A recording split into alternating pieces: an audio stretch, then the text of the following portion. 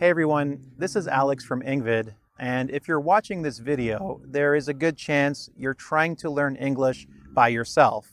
Now, this could be because you don't have the time or the money to go to a private school or get a private teacher, or maybe there is just no one in your area to practice with.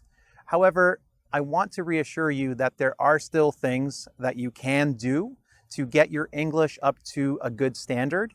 And in this video, I want to tell you what that level or what that standard is, and to share some of the resources you can use to help you get your English up to a good level by studying alone, because it absolutely is possible. If you like the suggestions in this video, make sure to give this one a thumbs up, subscribe to my channel, and turn on notifications, and leave a comment down below. Tell me some of the things that you are doing to help yourself learn English by yourself.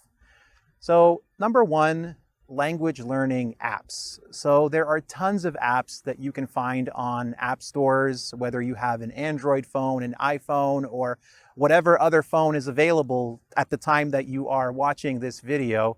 And all you have to do is type in English app or English learning app or learn English. And these are great ways. A lot of them, they are great ways to help you improve your pronunciation, to teach you vocabulary. They also give you like reminders to tell you, hey, don't forget to study today. So you can use an app as kind of a friend in your pocket to help you learn a language. Another great way to learn a language by yourself, English in this case, is to watch YouTube videos. So you're watching this video, you're on my channel, and you can probably see there are tons of grammar videos, vocabulary videos, pronunciation videos, a lot of different options to help you acquire the vocabulary, the grammar, the skills that you need to speak the language. Another thing you can do is engage with online communities like this one. Like I said, leave a comment down below. Like just by speaking with people on YouTube, others who are learning the language, and you might say, oh, but how do I know that their English is correct? It doesn't matter, okay?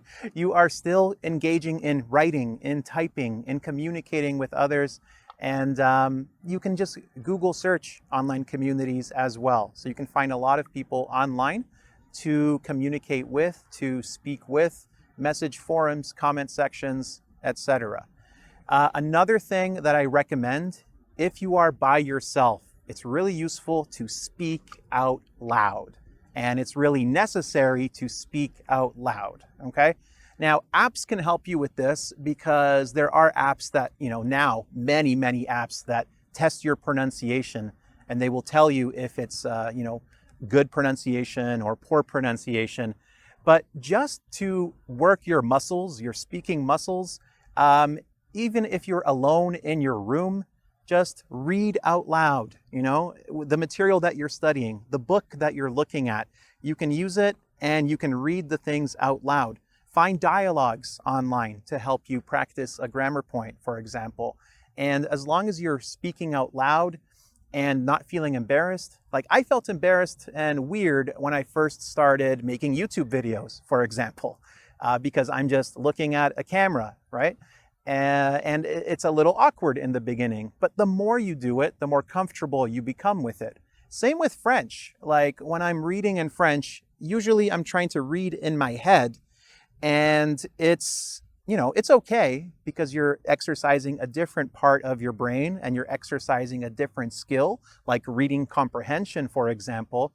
But it really helps you to hear the language and to try to speak the language yourself. Okay, so make sure that you speak out loud and read out loud. So these are some of the things that you can do to help you learn English, by yourself. Another thing you can do if you can't find someone to study with, look up language exchange programs in your area. So some places, some cities, they will have, communities where you can get together with people who are trying to learn the language that you speak.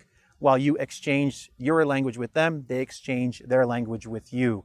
Now, this of course depends on where you live. It's not accessible to everyone, but it is something that you can consider. So I know people have had positive experiences and negative experiences with this because it often depends on the person you're speaking to. So it can be awkward, it can be a hit or miss experience, but if it is something that's available to you and it's something you're comfortable with, it's something you should probably consider. So once you reach a certain level of English, and that really is like the advanced level, it can be tough to know, how do I take the next step? Where do I go from here? Now, if you are at a point where you've gone through all of the beginner resources online and you've gone through all the intermediate resources online, and you want to see some, real English in context, one of the things that you should consider doing, and I know it costs money, is to get an assessment from an English teacher, or to consider getting a private English teacher completely and have them work with you to address the things that are weak for you and to help them expand your vocabulary and to practice your fluency with. So there does come a point where you will probably want the help of a professional. And there will also come a point where you won't want to just look at exercises where you just have to complete the correct version of the verb to be. And you'll want to see the language in context. So today, actually, I want to share something with you. So I've written a book here. It's called 200 Practical English Idioms. It's one of the books that you can find on my website. So if you are someone who is at the upper intermediate or advanced level, and you're looking for resources that can, help you expand your vocabulary, give you language you will actually use, and take you to that next step, this is a good book. Of course, I would say that because I wrote it, but I guarantee you, and I give you my personal guarantee because I wrote it and I'm very proud of it, that this is one resource you can use to help you expand your vocabulary, expand your knowledge of English idioms and your usage of them. So check out the link attached to the video for that. Also, after you get that assessment, after you find that private teacher, whether it's me or someone else, you can check out my information on my website, EnglishAlex.com. That is really the way to help you get to the next level. But before that, you can still learn English by yourself.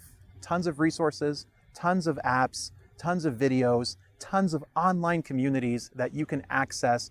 We have never had a better time, honestly, to learn a language by ourselves. The amount of resources is almost unlimited, and many of them are free, which is the best part.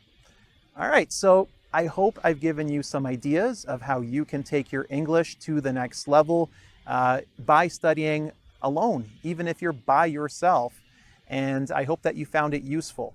If you did like this video, like I said, make sure to give it a thumbs up, turn on notifications, subscribe to my channel, and leave a comment down below. Did I miss something? Are there ways that you're using to study English by yourself that I didn't mention in this video? Or is there something that I did mention that you are using personally? Let me know. Until next time, don't forget to do the quiz that's attached to the video on engvid.com. And until next time, I wish you success in your studies. Thanks for clicking.